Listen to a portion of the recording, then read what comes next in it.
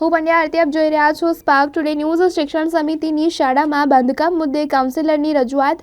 વડોદરા શહેરના સાજીગંજ વિસ્તારમાં આવેલ પારસે અગિયારી પાસે શિક્ષણ સમિતિની બે શાળાઓ આવેલી છે, જેમાં મરાઠી માધ્યમની શાળા જર્જરિત થઈ હોય પાલિકા દ્વારા બંધ કરવામાં આવી છે। ત્યારે આ મુદ્દે કોંગ્રેસના કાઉન્સિલર દ્વારા મ્યુનિસિપલ કમિશનરને આવેદનપત્ર આપી કાર્યવાહી કરવા માંગ કરવામાં આવી છે। વડોદરા મહાનગરપાલિકા સંચાલિત નગર પ્રાથમિક શિક્ષણ સમિતિની મગનભાઈ શંકરભાઈ પટેલ ગુજરાતી શાળા અને પરમ પૂજ્ય માધવરાવ ગોવડકર મરાઠી શાળા આવેલ છે।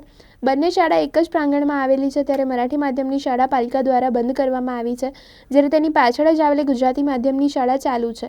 ત્યારે આ શાળાના બાળકો જર્જરિત શાળા નીચેથી જ અવરજવર કરતા હોય છે। ત્યારે આ જર્જરિત શાળાને તાત્કાલિક ઉતારી લઈ અત્યારે જે બજેટ ચાલી રહ્યું છે તેમાં આ શાળાનું નવેસરથી બાંધકામ થાય તે માટે વોર્ડ 13ના કોંગ્રેસના કાઉન્સિલર દ્વારા મ્યુનિસિપલ કમિશનરને આવેદનપત્ર આપી રજૂઆત કરવામાં આવી। આજે અમે અમારા કમિશનર શ્રી સાહેબને આવેદનપત્ર આપ્યું કે અમારા વિસ્તારમાં સયાજીગંજ વિસ્તારમાં પારસી 11Sની સામે શિક્ષણ સમિતિની બે સ્કૂલો આવી છે અને એક સ્કૂલ આખી જર્જરિત થઈ ગઈ છે। એક બાજુ મરાઠી સ્કૂલ છે ને એક બાજુ ગુજરાતી મીડિયમ સ્કૂલ છે।